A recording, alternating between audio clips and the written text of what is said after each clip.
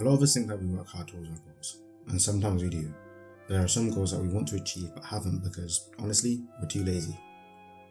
See, right now you're probably thinking of that one goal. It might be a dream weight, how many subscribers you want, or something entirely different. And you may work it, you might put in an hour a day, and still not see results. But the truth is that 20% of the effort produces 80% of the results. So when you're at the gym and you're talking to people, you're warming up, or you're not even training till failure, all of that is wasted effort towards your goal. It's not completely unnecessary, but you're not providing the intensity and the focus. And it's a tough pill to swallow, because at least for me it highlighted my own inadequacies and how I was BSing myself into believing I was actually putting in the effort required. The story I'm about to tell you has taught me an important lesson even half a decade later. See, back in school we used to have maths exams after every module, and I'd always do okay. I was just putting in enough effort to stay afloat, telling myself I was working hard, but I wasn't. I'd goof off in class and joke with friends. I'd leave homework to the last minute. And you know what, when it came to studying, I would read for a little bit, maybe do the easy questions and then go on my phone, you know what it is, right? Like typical stuff. Watch anime. But due to different circumstances, I think around the time I was starting to get back into the self-improvement journey, I decided that I was going to change, and even though I approached it half-heartedly, it made me better than I was before. And in doing so, I decided that I would actually try on the next maths module. And you see, I love maths. I do. I love maths, and I did maths and physics, and I love them, and I may not put as much effort into them as I should have, but I enjoy them. And the next module that we had was the hardest, but it was also the shortest. So I thought that if I dedicated that focus for that short amount of time, then I could see what would happen. So each lesson, I asked for more work. I asked questions, problems I never understood. I completed the homework the day it was set, and I studied. I went harder. When I studied, I went harder. Did all the questions, did all the extra questions, looked at past exam papers, did those questions. And I even helped my classmates study on the parts that they didn't understand, which in turn helped me understand it a bit more because I had to explain it to them. When it came to the exam, did the exam, we got our results the week after. I got 90%. I didn't get 100 because I never really used to put down the units and they used to get marked on that. But I was surprised. You know what's even better is that the classmates that I helped also got higher scores than usual. But I was the only person in the class that got over 75% of the questions right. Now, this isn't me trying to brag. This isn't me saying, oh, look at me, I'm so smart, because I'm not. The lesson I learned was that because I went at it with intensity, I got results and I got the focus. And after, I stripped back all of that intensity. I went back to my old habits. I fell back into the mediocrity.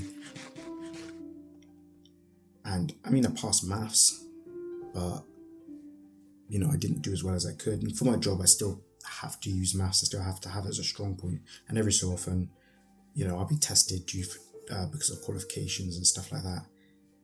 Now I try a bit harder than I usually would, and I do better, right? And you think that'd be simple, right? You do more, you get more results, and sure, but I think it gets misunderstood because it's not just about doing more, because more of the wrong thing can be equally as damaging, right? Going back to that 80-20 rule, 20% of the effort produces 80% of the results. The complicated thing is that you don't know what those tasks are, right? And the easiest way you can simplify it is just by doing the actual core tasks. So just to make it a bit simple for a YouTuber, right? Like for myself, it's the scripts, the recording, the editing, the quality, make sure the quality is alright, and the title and the thumbnail, right? So you've got about five things there, five or six things there, right? And honestly, after trying and failing at multiple YouTube channels, I'd say those are the main things, right? And they're tough tasks and they do determine your growth. But it's just those things, and it's you can't go hard at one thing and not the other thing and expect a different results, right? Like your thumbnails could be the best in the world, but if the quality and the subject matter is trash, then it may not do as well as it could have. Right? Like replying to all the comments and all of that doesn't actually help you. It builds community, sure, but it doesn't actually help. That's why a lot of times you'll see YouTubers that only reply to comments that have been commented within the past hour of the video being released, right? Because it's an unnecessary task to your success, to your growth, right? See, in my story, I was consistent. I had a schedule. I stuck to it, and I worked at understanding it every single day. The consistency plus the effort will increase your odds of winning, and eventually you would have tried so many times that you are guaranteed to win. You're guaranteed to win. No ifs and or buts. By just doing it over and over and over again, it's like a roulette. It's like a RNG. Like it's going to land. It's like gacha game, right? Like you'll land. You'll get it as long as you put in the amount of time. See, that then creates another problem. And the fact that you'll get tired and you'll want to quit. By doing YouTube or going to the gym. The best way that I could describe it, and I thought of this while writing the script for this, but it's like going to a family party as a little kid. At first it's great, you're excited, right? You get to see your cousins and whoever.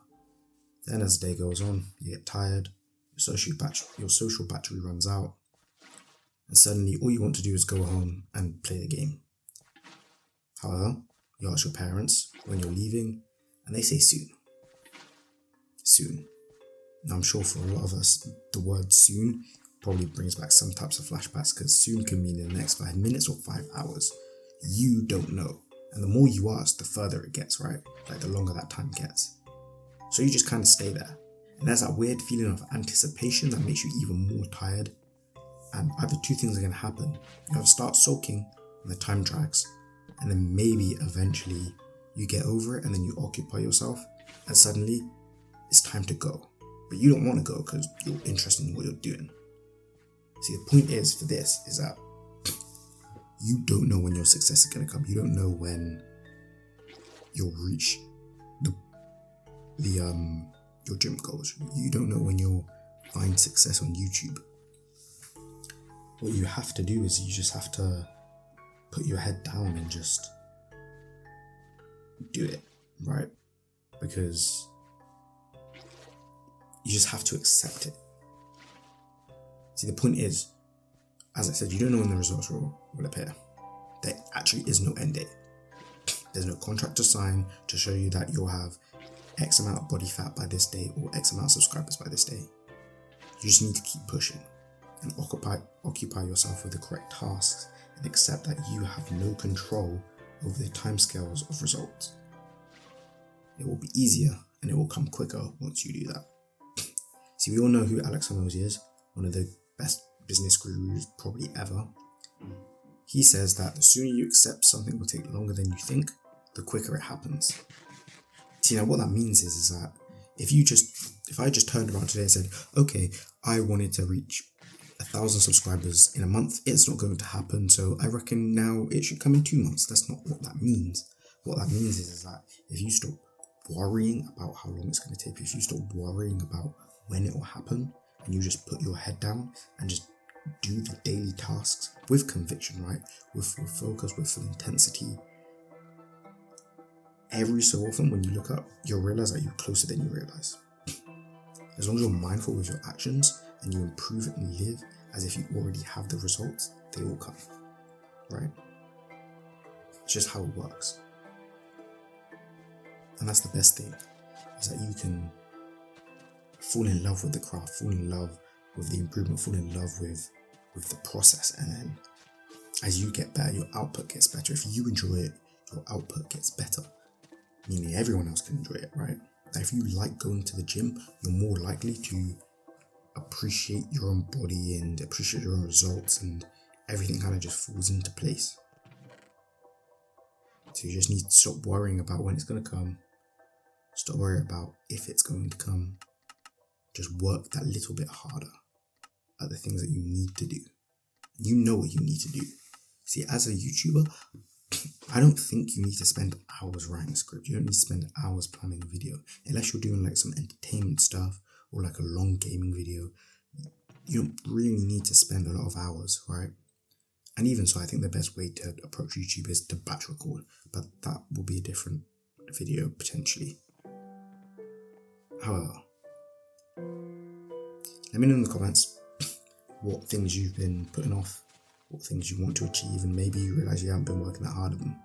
And with that being said, keep on keeping on, and I'll see you in the next one.